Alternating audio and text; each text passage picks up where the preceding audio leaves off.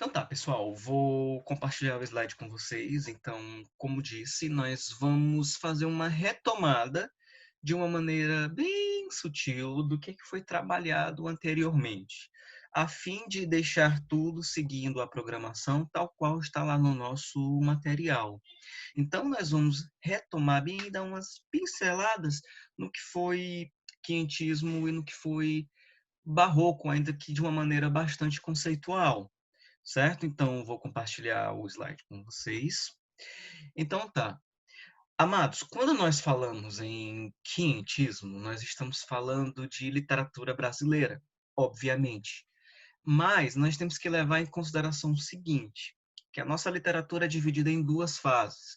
Nós vamos ter uma fase mais colonial, que compreende aquelas produções feitas enquanto Brasil colônia, e nós vamos ter uma produção nacional que se inicia com a independência política do Brasil, que é com o romantismo e se estende até os dias atuais. Alguns autores consideram o quinhentismo como a primeira escola literária.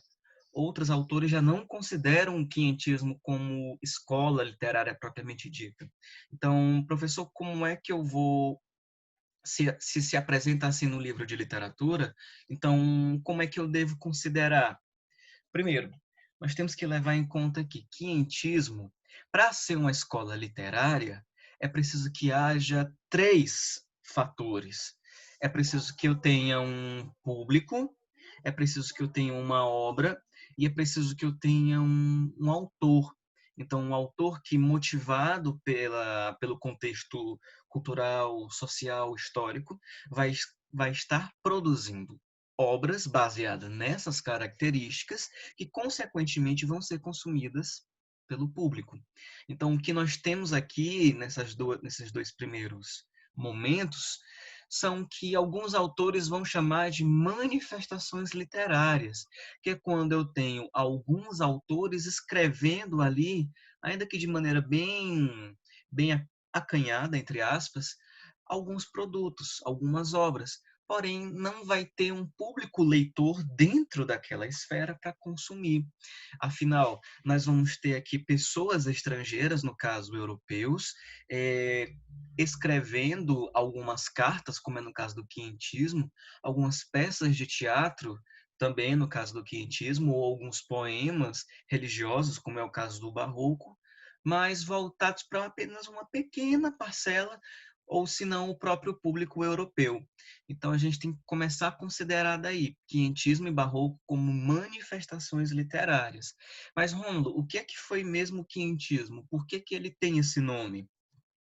Então vamos passar, a gente já descobre. Olha, a gente pega o quinhentismo, toda aquela produção feita no ano de 1500 até 1601, daí o nome quinhentismo. Então, que produções foram essas? Foram literaturas informativas ou literaturas de caráter instrucional ou educacional, até porque o que estava acontecendo naquela época? 1500, nós temos aí como plano de fundo as grandes navegações, não é? A política do mercantilismo, como a gente estuda lá em história.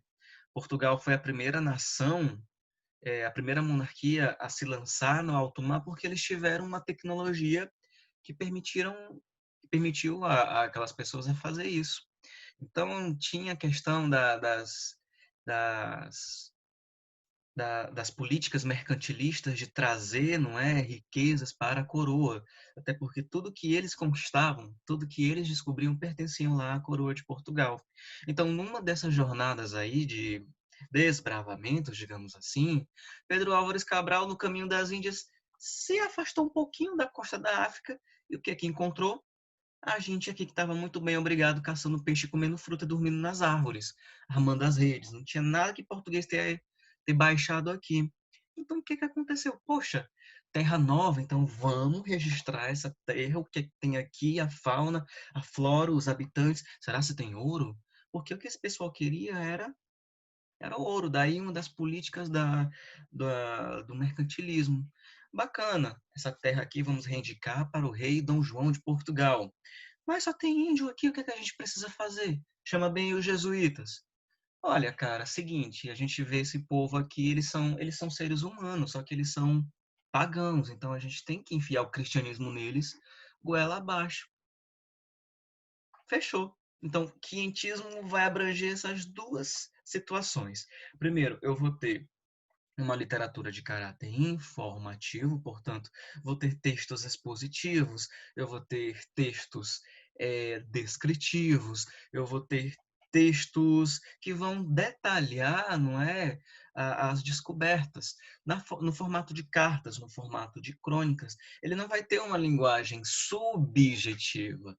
Quando eu digo linguagem subjetiva, é aquela linguagem literária. Aqui não, é puramente objetividade, eu vou ter uma descrição, eu vou ter uma exposição do que é a Terra, de como é aquela Terra, dos seus habitantes, como são esses habitantes, como eles se vestem, o que comem, o que fazem. Tanto é que nós temos aí a carta de Pero Vaz de Caminha, não é? Descrevendo o índio brasileiro, que são criaturas inocentes, inocentes do ponto de vista divino, que não têm medo de esconder as suas vergonhas, as vergonhas. Eles andam nus. E daí nós temos também, por outro lado, a literatura de catequese, que é aquela feita pelos jesuítas da Companhia de Jesus, quando começaram, não é, a povoar os primeiros núcleos urbanos aqui no Brasil, no caso, a Vila de São Vicente, atual São Paulo, ou São Salvador da Bahia, capital Salvador, e Pernambuco, lá no Recife. Então, nós vamos ter aí pessoas religiosas que, vendo os índios como pagãos, porque todo mundo era pagão, era aquela galera que não seguia Cristo e não seguia o catolicismo. Então, bora educar esse pessoal aqui, vamos levar novas almas para o céu, porque esse pessoal aqui é pagão, eles estão louvando a deuses que não são o nosso Deus. E aí o que acontece? Nessa maneira de educar, o que que o europeu fazia? Começava a destruir internamente a cultura dos nativos, porque fazia aquelas pessoas acreditarem que o que eles tinham como religião não era uma religião, que a língua que eles falavam era uma língua do demônio. Então eles começaram a destruir por dentro a cultura daqueles nativos. Tanto é que a produção do padre José de Anchieta, que é o maior expoente quando a gente fala de quientismo, ele vai escrever uma peça, ou é um auto, eu não estou lembrado muito bem, em que ele divide em duas partes. Ele divide numa primeira parte indígena, que ele chama da parte do mal. Ele diz que a língua que os índios falavam, o tupi, era uma língua do demônio. E a parte boa, que é o catolicismo, que é quando eles chegam para salvar aquelas pessoas. É claro que o padre José de Anchieta ele vai ter também uma função importante, porque ele foi o primeiro religioso a traduzir o tupi para o português. Tanto é que ele lança lá na época a arte da gramática do tupi, a língua mais falada na costa brasileira. Então, sistematizando aqui de maneira geral, o que é que foi? Uma manifestação literária, cuidado, não é escola literária, contendo os primeiros escritos acerca do Brasil. Quando a gente fala escrito, nós estamos falando em textos expositivos. Lembrando que um texto, para ser literário, ele tem que ser dotado de subjetividade, que é o que não acontecia aqui. Quem produziu? Nós vamos ter cronistas portugueses, não é? No caso, o Pero Vaz de Caminha, com a carta a El Rei Dom João, não é? E padres jesuítas, sobretudo o nosso amigo aí, José de Anchieta. Quando foi que isso aconteceu? Durante as primeiras etapas da colonização do Brasil. De fato, 1500 a 1601. Daí o nome quientismo. Lembrando que demorou quase 40 ou 50 anos para os portugueses começarem a ocupar o território, né? Eles simplesmente chegaram aqui, olharam e disseram, não, é nosso, depois a gente volta para analisar melhor. E esse depois aí levou 40, 50 anos. Alguma pergunta?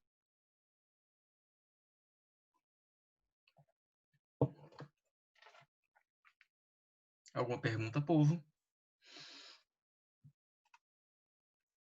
Não, né? Bacana, vocês podem contribuir com o que vocês sabem. Professor, o Douglas falou isso e aquilo. A gente está aqui para discutir, ok? Então vamos passando. Olha aí, quando o romantismo surge, lá no século no século XIX, nós temos aí uma questão um cadinho ideológica. Porque o romantismo vai olhar para o passado e vai tentar destacar ou retirar desse passado o que, que havia de mais valioso antes da chegada do europeu. Então, o que é que tinha no Brasil? Só mata, papacapim gigante e índio. Então, toda a produção artística na, na pintura, na escultura, na literatura, na música, vai ser voltada para uma valorização nacional. Então, nós temos aqui o quadro do Vitor Meirelles, que está lá no Museu Nacional, estava, né, se não pegou fogo, a missa, a primeira missa no Brasil. Percebam que o elemento central tá com uma tá mais clareado, ou seja, a religião, a fé, a luz. E olha o que tá às margens, na escuridão, o índio. Aquele que era pagão, aquele que não tinha a luz, aquele que não tinha a fé católica, que estava nas trevas, era ainda resquícios do pensamento medieval. O que, que o medievalismo dizia junto com o catolicismo? Nós tínhamos aí a questão da fé, tanto é que quem detinha a educação eram os padres nos monastérios, e enquanto que o restante da população vivia nas trevas. Quando eu falo trevas, na questão da falta do conhecimento, que é o que a gente pode ver aqui nessa imagem. Percebam novamente o padre no centro, a religião no centro das coisas. Teocentrismo, né? Deus no centro de tudo. Enquanto que olha só o que é que está no redor aqui. As almas pagãs que não são católicas, que não têm essa fé, que estão à margem, nas trevas. É preciso a gente fazer, ó, essa ligação. Tem tá tudo muito ligado, ok? Olha, como nós dissemos, nós vamos ter aí duas produções de valor histórico. Nós vamos ter uma literatura, no caso, informativa, que é pautada nas crônicas de viagem, nos relatos de viagem. Então, foram textos que circularam no Brasil colonial, feito por esses caras aí da corte. Eram pessoas justamente encarregadas, dentro dessas viagens, de registrar tudo o que acontecia, seja em naufrágio, seja em conquista e posse, seja em, enfim, em tudo. Eram diários, eram anotações. Por outro lado, nós vamos ter uma literatura mais educativa, mais didática, mais instrutiva. Como professor, por meio da religião, era simplesmente eu pegar a boca do índio e socar a religião goela abaixo, porque era um dos princípios aí da expansão marítima, que era propagar o catolicismo pelo mundo. Então, primeiro que eles achassem que não era católico, pronto, agora você vai ser católico, você vai ser temente a Deus. Fechou. E não reclame, senão vai ser pior. E aí, quem é que fazia isso? Os jesuítas. Então, o propósito dessa literatura de catequese era expandir o cristianismo e evangelizar o nativo para facilitar o processo de exploração. Claro, eu tenho que botar o índio, ele tem que entender a minha língua, ele tem que entender os meus costumes, assim fica fácil dominá-lo. Como é que vocês acham que os espanhóis destruíram é, destruíram ali os astecas, os maias e os incas? Pagando de bom amigo, para depois saírem matando as pessoas e levando o ouro deles. Com a gente foi a situação bem semelhante. A diferença é que não tinha ouro, mas eles encontraram aí a cana-de-açúcar. Simples. Essa política de colonização foi muito cruel. Tanto é que eles chegaram aí, os índios chegaram vendo aquele monte de mulher na praia, depois de meses no mar, o que é que acontecia? Violação, estupro.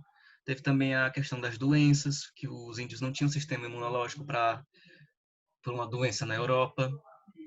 Foi pesado, pessoal. Foi pesado. Isso a literatura não mostra. Olha aí. Nós temos aqui, meus queridos, um fragmento da carta aí do caminho, não é? Você vê que nessa carta tem um alto teor expositivo. Nós temos a descrição, como ele já diz aí no início, ali veríeis galantes pintados de preto e vermelho e quartejados, assim pelos corpos como pelas penas que, certo assim, pareciam bem, ou seja, como aquelas pessoas estavam se trajando. E daí você vai ver que no decorrer do texto, a parte mais interessante é quando ele diz que aquelas pessoas não têm vergonha de esconder as suas vergonhas. Daí um caráter bem inocente, daí um caráter bem Adão e Eva, não é? Porque o europeu vestido para esconder as vergonhas. E eram que as partes íntimas, e aquelas pessoas não eram tão inocentes quanto Adão e Eva. Por isso que ao mesmo tempo era perigoso, porque segundo aí o mito religioso, Eva foi quem cometeu o pecado original, justamente por estarem nessa condição de inocência. Então eles tinham que partir de agora para catequizar essas pessoas, né? Já na questão religiosa, nós temos aí um dos poemas mais conhecidos do José de Anchieta, que é Deus não é meu Criador, em que ele, dentro desse poema, vai exaltar a questão divina, a questão de Deus enquanto pecador, ele enquanto homem, enquanto a carne que peca, e o Deus, o Salvador e ao mesmo tempo Criador, que é capaz de promover não só a vida eterna, mas também a salvação de todos os pecados. Professor, isso é tão atual. Gente, literatura é atualidade. Literatura é a recriação da realidade. A gente não pode separar a realidade do, da estética literária em si. E aí eu vi essa imagem que eu achei tão interessante, que diz assim: as europeias vindo ensinar beleza para as índias em 1503. Tem uma questão de erro de tempo, porque, como eu falei, eles só foram chegar aqui em 1540, 1550. Mas quem é que vai ensinar beleza para quem, hein, pessoal? Não tem como. Até então, alguma dúvida?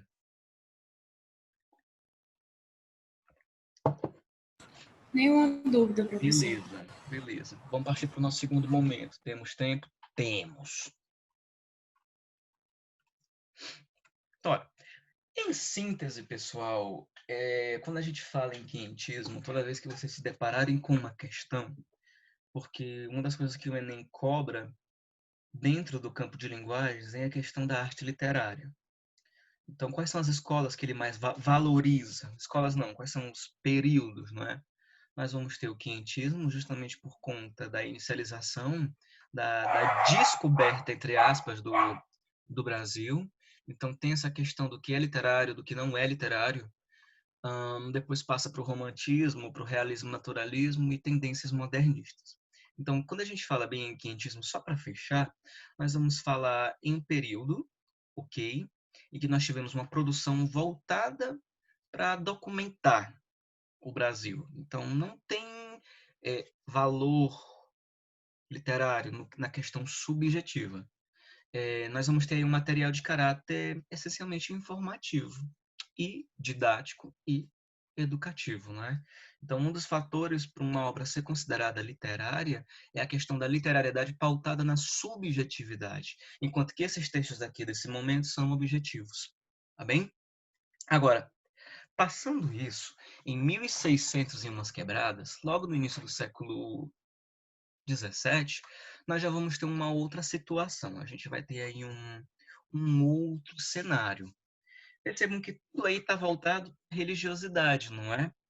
Até porque 1500, 1600, até 1680, 1690, 1700 e umas quebradas, nós vamos ter a Europa, os países europeus, sobretudo os países ibéricos, Portugal e Espanha, reagindo contra uma situação que estava fazendo com que a Igreja Católica perdesse fiéis. Nós tínhamos aí um cara alemão chamado Martinho Lutero, que era um católico, mas era um católico revolts. E o que é que aconteceu com ele para ele ser tão revoltado assim? Ele simplesmente não estava contente com o modo como a Igreja Católica na época conduzia, né, os rituais, o modo como ela professava a fé. Sobretudo, o que ele achava mais absurdo era a venda do que ele chamava de objetos sacros, não é? Que era o que a história vai chamar de venda de indulgência. E ele dizia: olha, os padres, olha, se você me der uma certa quantia de ouro, você vai ter um lote, um triplex bem ali ao lado de São Pedro. Então, na hora que tu morrer, Deus já vai perdoar todos os pecados, tu já vai ter um triplex bem ali ao lado de São Pedro, com todos os santos, enfim, nosso lar. E as pessoas, ok, eu quero isso. quando não era isso, eles diziam, olha, tá vendo esse ossinho aqui, esse osso, que na verdade era um osso de galinha? Esse aqui é um pedaço da costela de Jesus. É sagrado. É Jesus. Compra. E as pessoas, ok, vou comprar Jesus. Ou então, olha só esse espinho aqui da coroa do J. Cristo. Compra, é sagrado. E as pessoas iam, pá, então iam lá e compravam. Professor, eu já vi isso. É, algumas igrejas por aí botando os cartões de crédito para os fiéis pagarem, dizendo que se eles pagarem ali, Deus vai estar muito contente. E aí o Lutero ficou emputecido com isso e ficou, não, a fé não é para ser tratada desse jeito. E aí ele foi lá na porta da igreja e pregou 95 teses do porquê que a igreja católica deveria ser, né, extinta. E aí ele foi excomungado, ele foi, não sei como é que ele não morreu na época, porque todo mundo que não era católico morria na fogueira, era considerado herege. Mas aí ele fundou uma religião nova, que era o luteranismo, que se espalhou por toda a Europa. O luteranismo, que depois deu origem ao anglicanismo, que depois deu origem ao calvinismo, foi, foi a base para o que a gente tem hoje das religiões protestantes, ou seja, aquelas que não batem com o pensamento católico. E aí o que que acontece? A Igreja Católica, vendo a debandada de fiéis em massa, precisou reagir de algum modo, né? Então, países como Portugal e Espanha, até mesmo a Itália, né, em Roma, a sede da igreja, até então não se tinha Vaticano, eram os países mais católicos ali daquele rolê. E ok, nós vamos reagir, nós vamos publicar bem que o Indexi Librorum Prohibitum, o índice de livros proibidos, ou seja, as coisas que as pessoas não devem ler de maneira nenhuma. Ou vamos botar bem que o Tribunal da Inquisição, quem for contra a igreja vai ser julgado, vai morrer. E foi uma coisa perigosa, sobretudo para as mulheres. Tanto é que aquelas mulheres que tinham um certo conhecimento de plantas eram chamadas de bruxas, né, as curandeiras. E aí, ok, nesse rolê todo, havia a transição do Renascimento. Então, isso favoreceu uma nova arte voltada para a produção religiosa.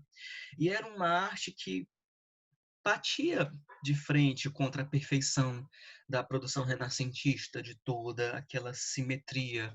Aqui nós já vamos ter umas situações que tangem a irregularidade, que é o que eles vão chamar na produção artística de barroco.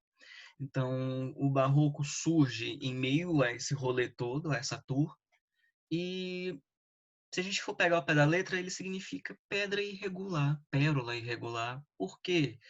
Porque dentro de todas aquelas pérolas, daquelas pedras preciosas, havia sempre uma que era defeituosa e ela era descartada. Então, quando eles começaram a produzir esse tipo de arte, que era irregular aos padrões estéticos, qual era a referência de padrão estético aí? A arte renascentista, eles começaram a dizer que aquilo tudo era barroco. Ok? Então, a temática religiosa foi abraçada muito bem nesse período. Tanto é que nós vamos ter a construção em massa de igrejas, de esculturas, de pinturas abordando aí essa temática. E quando houve a expansão para as colônias, essa tendência foi levada junto. Olha só, meus amados, nós temos bem aqui um artista italiano chamado Caravaggio. E nós temos a tela Crucificação de São Pedro. Ela é em estilo barroco porque, primeiro, ela tem uma temática religiosa sendo tratada aí. Na sequência, observem as cores. Nós vamos ter aqui um contraste, não é? Então, a oposição é uma das características da arte barroca que vai se manifestar na literatura. Então, você tem aqui a questão do escuro, não é, do preto, em contraste com o claro. Percebam aqui no rosto dele a questão do sofrimento humano, porque antes de tudo Pedro era um ser humano. E essa questão do sofrimento em relação à cruz, olha aí a cruz, quando a gente pensa em cruz, a gente pensa no J. Cristo. Você vê, Cristo morreu para salvar todo mundo. Então, Pedro, enquanto discípulo de Jesus, tanto é, né, que foi o primeiro Papa, ele tem a garantia da vida eterna. Então percebam aí a questão da espiritualidade, que está mais acima, com a questão humana, a questão carnal, a questão do pecado, que está inferior. Beleza? E aí, considerações iniciais, o que é que nós vamos ter aí? Nós vamos ter um movimento nas artes plásticas. Quando eu falo artes plásticas, nós vamos ter a pintura, vamos ter a escultura, vamos ter a arquitetura, né? Como uma reação estética do Renascimento. Gravem bem isso. Então, foi bem acolhido na Europa durante a Contra-Reforma. Ora, os padres, sobretudo os papas, os bispos, os arcebispos, os monsenhores, essa galera toda aí do alto escalão do clero, eram os maiores patrocinadores das artes. E aí eles queriam uma arte em que eles se sentissem muito bem representados. Então, poxa, tem um atrevido bem aí batendo de frente com a gente. Quem ele pensa que é nesse rolê? Nós somos a Igreja Católica, nós somos a instituição mais poderosa do mundo. Isso não pode acontecer. Então eles começaram a fazer uma produção pautada nisso. Aqui no Brasil nós temos aqui Cristo, não é, carregando a cruz em madeira lá do nosso querido Aleijadinho. Então quem foi que produziu? Olha aí, católicos compromissados em afirmar o poder da igreja. Gente, a Igreja Católica é a instituição mais poderosa do mundo. Quando foi que aconteceu? Durante a Reforma Protestante no século XVI, indo até o século XVII, século XVIII, quando a gente tem aí o Iluminismo dando as caras, tá? Olha, quais são as características da arte barroca? Nós vamos ter aqui uma questão de contraste, como nós já acabamos de ver, não é? O escuro com o claro, o terreno mundano. Essa questão de contraste nos leva a recursos estilísticos, questão de aprofundamento. Enquanto que no Renascimento você tinha algo muito plano, no Barroco você vai ter algo mais profundo, algo que dá mais movimento, algo mais maleável. O que, por sua vez, nos leva a um detalhismo. A arte barroca é extremamente pautada em detalhes, nos mais minuciosos detalhes. Esses detalhes, por sua vez, vão tangir a um exagero. Você entra numa igreja barroca, você vê que ela é toda ornamentada. Professor, onde é que eu tenho uma igreja barroca aqui? Ora, tu vai lá na Praça da Graça, em Parnaíba, tu vai na igreja de Piripiri, você vai bem ali em Ouro Preto, Minas Gerais, bem aí como se fosse em Timon, não é? A questão do exagero. Tanto é que o exagero vai se manifestar na literatura, nos recursos linguísticos, como a hipérbole. E aí, esse exagero, por sua vez, vai estar embasado na questão da fé, que é o ponto máximo, com a carne. Você vê que o homem barroco ele vivia em constante dualidade. Ele quer pecar, mas ao mesmo tempo quer ser salvo. Ele curte a noite no sábado, bebe tudo, para no domingo de manhã estar na igreja pedindo a salvação. Não mudou até hoje, né? Isso foi há 400 anos. Você vê que a sociedade brasileira, ocidental, de maneira geral, ela ainda é barroca. Porque você vê que você pega bem essa questão da Flor de Lis, né? Da deputada que dizia ser temente a Deus, que era pastora, que era isso, que era aquilo, assassinando as pessoas.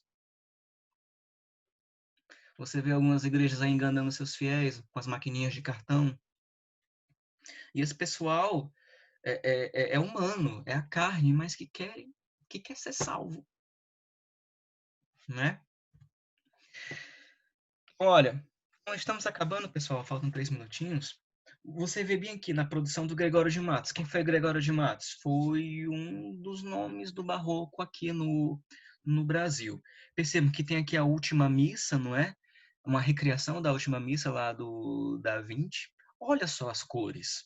Você vê a temática religiosa abordada aqui, não é? Os elementos religiosos, como santos, anjos, demônios, o próprio Cristo, o céu. Muito bem explorado, mas olha só a perspectiva. Enquanto que no Renascimento ela é plana, pensamos que aqui ela é mais profunda, não é? Por conta do ponto de vista. Se você analisa esse poema do Gregório de Matos, olha só como ele já começa. Eu pequei, Senhor, mas não porque hei pecado, da vossa alta clemência me despido. Olha só, ele fica nu, mas nu no sentido de pedir perdão. E você vê que ao longo do poema, ele vai, não é, exaltando a Deus Todo-Poderoso. Glória tal e prazer tão repentino vos deu, como afirmais na sacra história. Eu sou, Senhor, a ovelha desgarrada. Ou seja, eu sou, Senhor, aquela pessoa perdida, aquela alma que busca a tua piedade. Tá vendo aí a sacada? Então é isso, pessoal. Olha, na arte, na arquitetura, olha só o exagero nos ornamentos de detalhes. Dentro da igreja de São Francisco, lá em Ouro Preto, nas Minas Gerais. Você vê que a própria frente do conjunto arquitetônico é diferente da tendência renascentista. No Renascimento você tem tudo muito simétrico. Aqui não, você vê que tem ah, um eixo assimétrico. A igreja é assim, se vista de cima, não é assim. Você vê que existe a questão das abóbodas, de um eixo central, coisa que não existia lá na tendência, na arquitetura na arquitetura renascentista, tá? Por isso mesmo, a sociedade é muito barroca, até hoje. Não mudou nada. E é isso aí, pessoal. Ó, não saiam ainda, vou só fazer aqui nossa chamada. Ok. Meus amados, muito obrigado. Foi muito bom estar com vocês, brincar com vocês. Na próxima semana nós vamos aprofundar mais no que foi o barroco no Brasil, certo? Então, mais uma vez, muito prazer em conhecer vocês. Contem comigo para tudo, vocês sabem muito bem disso. Nós estamos aqui para ajudar. Então, um beijo, bênção, um abraço bem forte. Por favor, se cuidem, sejam bons meninos. E aí a gente se vê na próxima semana, certo? Então vai lá, meninos. Um abraço. Tchau, tchau. Tchau.